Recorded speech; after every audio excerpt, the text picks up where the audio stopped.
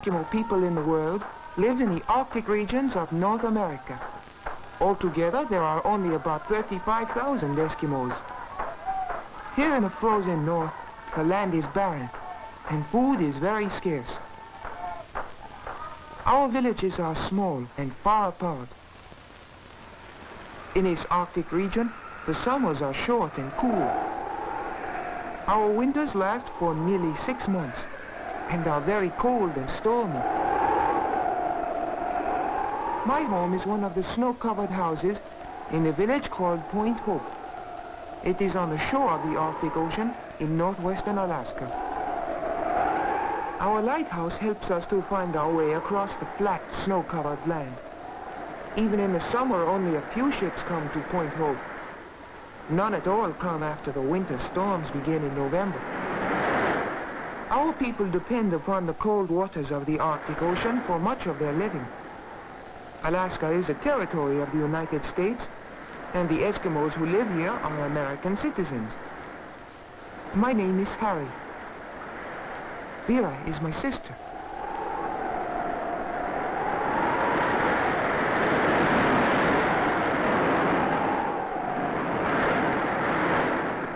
In the cold winter weather, the fish tossed up on the shore are quickly frozen. Whenever we find frozen fish, we pick them up. We are always watching for food from the sea. Whenever my father hears a seal barking, he tells us to be quiet. The sound of voices frightens the sea animals.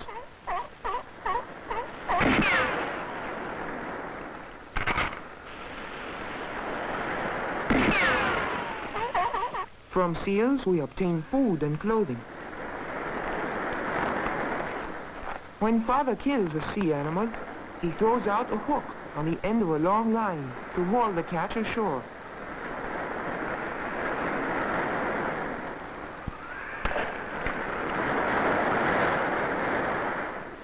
Our people hunt walrus and small whales only during the summer, but seal hunting goes on all through the year.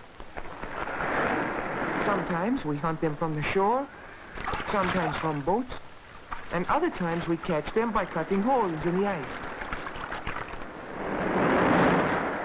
It is too cold for us to have farms. Only by hunting and fishing can we get enough to eat.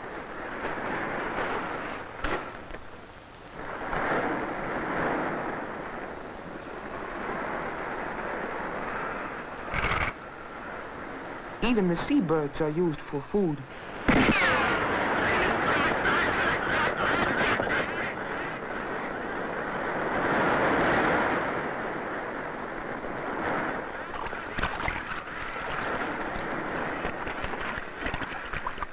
The loon my father has shot is brought to shore in the same way as the seal. This big loon will make a fine meal for our family.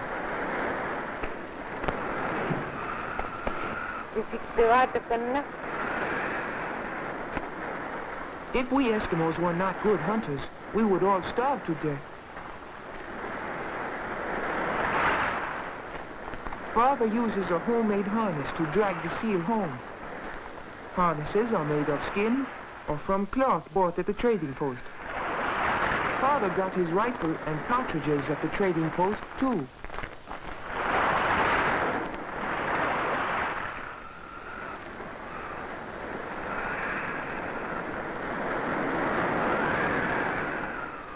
Like most Eskimo villages, Point Hope is close to the ocean. Although in summer we have many hours of daylight, from November until February, we will not see the sun at all. It is already so cold that our seal and loon have frozen during the short trip home. But no matter how cold it is out of doors, our home is always comfortable. For cooking, Mother uses an iron stove bought from the trading post. The stove heats the one room of our house. We use driftwood when we can find it, but most of our meals are cooked over a fire of seal fat. This is called blubber and makes a very hot fire. We eat lots of raw fish. When fish are frozen, we let them thaw so the skin will come off easily. Explorers who come to the Arctic have grown to like our meals of raw fish.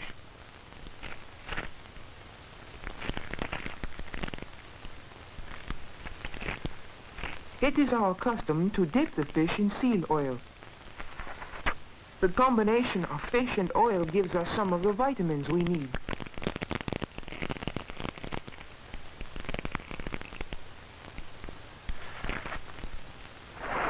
Most of the wood we have is found drifting in the ocean, for trees cannot grow in our land of snow and ice.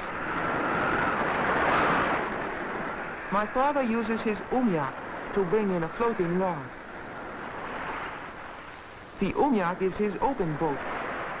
He also has a boat called the kayak, which is covered. Some of our boats are made of skins stretched over frames of walrus bone. Others we make from canvas and wood bought at the trading post.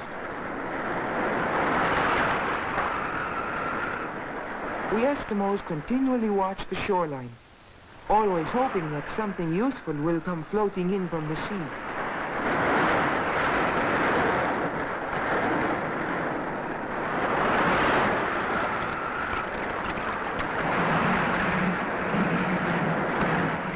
Driftwood from the ocean was used to help build our home. The walls are made of wood and stones, banked with earth and snow. During the long evenings, Father makes bracelets or other trinkets from the ivory of walrus tusks. It is easier for him to work when he holds the drill in his teeth.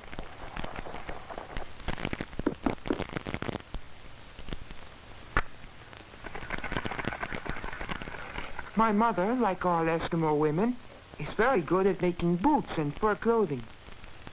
She chews the edges of the skins to make them soft. Then she bites the places where the skins will be sewn together. Well, Father wants me to be able to use his harpoon gun when we go hunting for whales in the spring.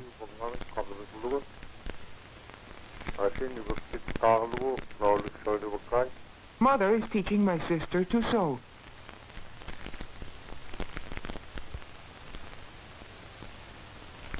The boots Mother is making will be taken to the trading post to exchange for something the family needs.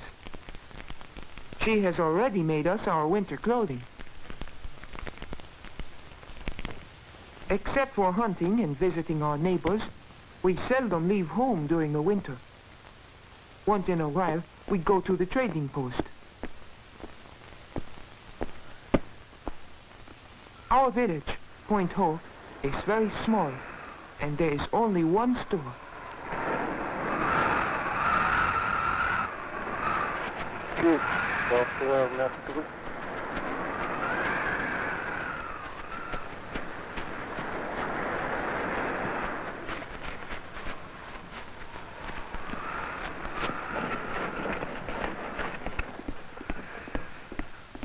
We have seen everything the storekeeper has on his shelves many times before, but we enjoy looking at them again.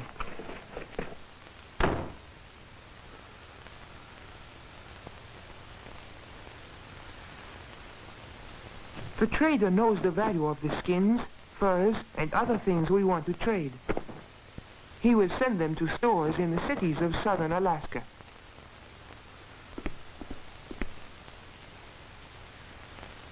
I found these old-fashioned spears in an abandoned settlement. Perhaps some museum will want to buy them from the trader.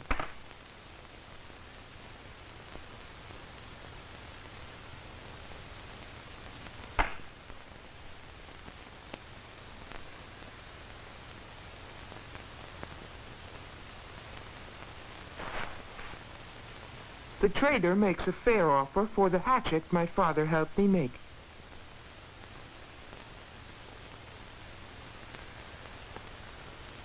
Many more things can be bought at the trading post than when my father was a boy. Ships and airplanes have brought us into closer contact with the rest of the world.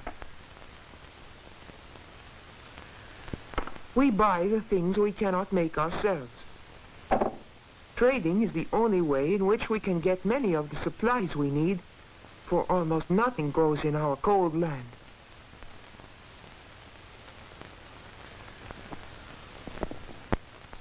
Although we can buy many things today, our life still depends on hunting. Unless we are successful when we hunt, we will have nothing to trade at the store. As winter nears, everyone waits for the ocean to freeze. When the salt water begins to turn to ice, it is soft and is carried by the tide and ocean currents. Later it will become solid and remain frozen for months. The best time for hunting seals is when they come up through the ice for air. Before the sea ice has frozen hard, Father learns that there is a herd of caribou in the neighborhood. We take the dog team because we need the sled to carry supplies and to bring back the caribou meat if we are lucky.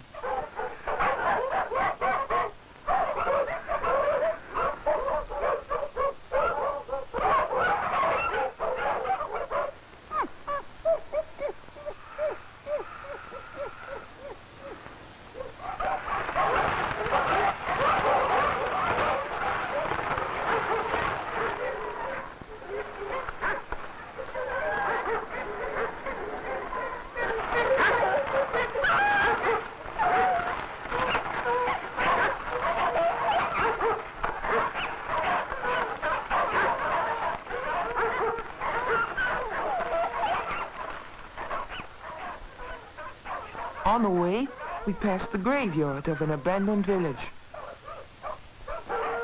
The fence is made of whale ribs. Nothing but the cemetery is left of this old village, for all of the people moved to Point Hope years ago. Our sled dogs are the only domestic animals we have.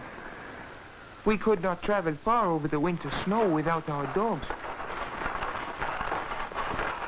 Father does not know exactly where the caribou may be feeding. For all we know, they may have wandered miles from where they were first seen. All we can do is to keep moving and hope to find them.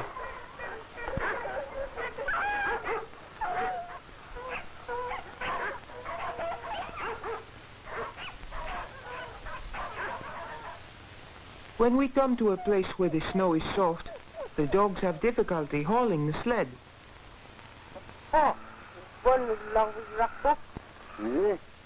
If there is no way to get around the soft snow, we must stop and lighten the load. This is a good place to make camp.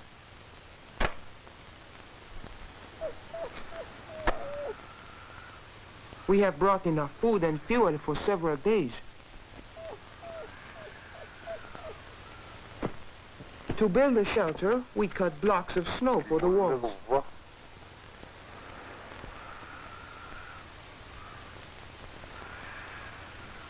Because we will be here only a day or two, we just place sticks of driftwood against the snow walls and use a piece of canvas for a roof. Canvas is very valuable here in the Arctic. It is a product from the outside world that we have been able to get only in recent years.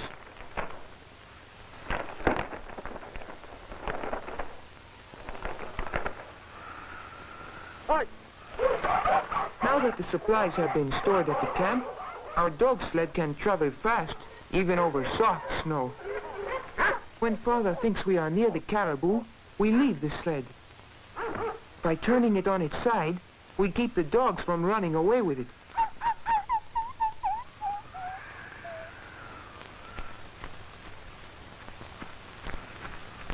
We try not to frighten the caribou.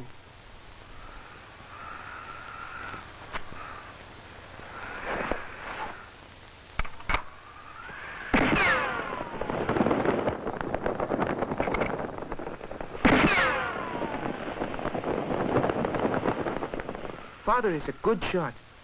We hope that the animal he has shot is fat, for we must eat fat meat to keep our bodies warm during the cold winter.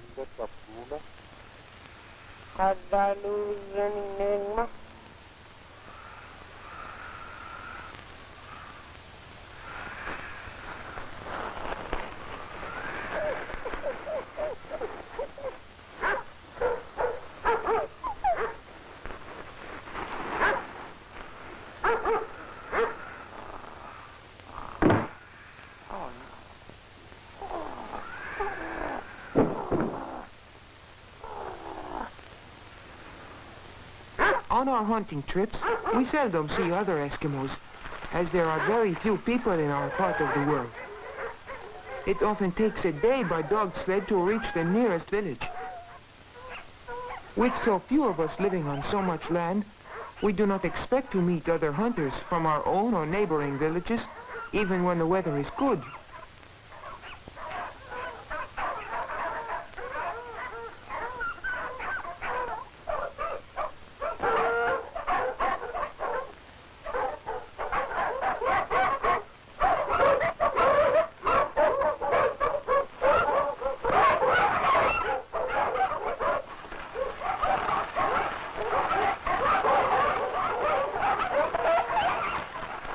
Our camp is just as we left it.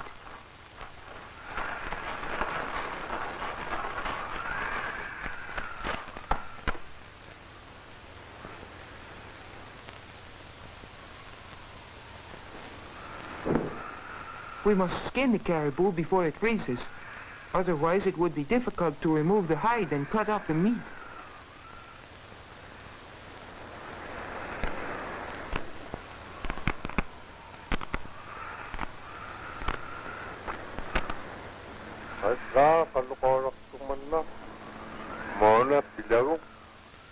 My father teaches me to care for the hides and the meat. By cutting and skinning the animal first, we make the load lighter. Only the useful parts of the caribou will be carried home.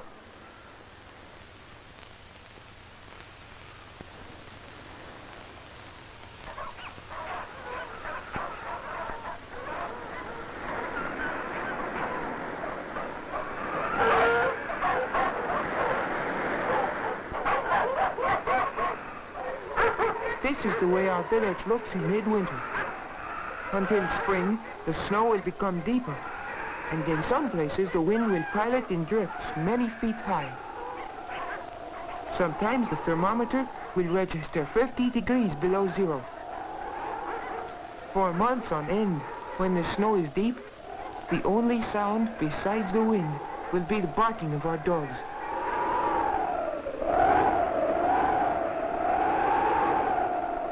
Father and I have been lucky on our hunting trip.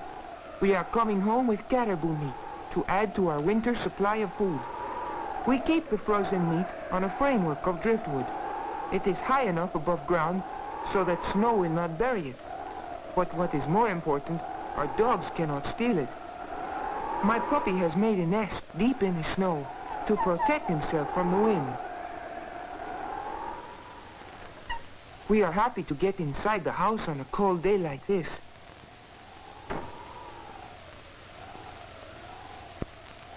My mother is glad that we are back safely and pleased that we shot a caribou.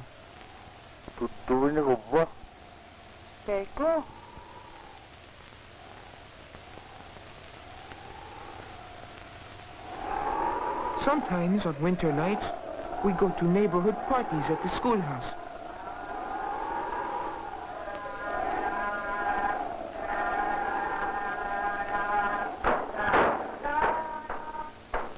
The school has a gasoline engine, which makes enough electricity to light the building. Our musicians are very proud of their ability. The music is played on Eskimo instruments.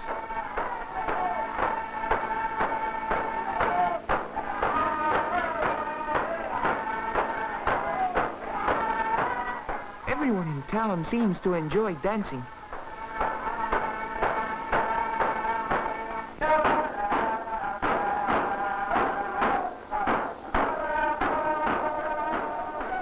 We think our Eskimo village is a pleasant place, even though it is in one of the loneliest parts of the world. In order to get enough food and clothing for ourselves, everyone must work hard. We depend for help on our faithful dogs.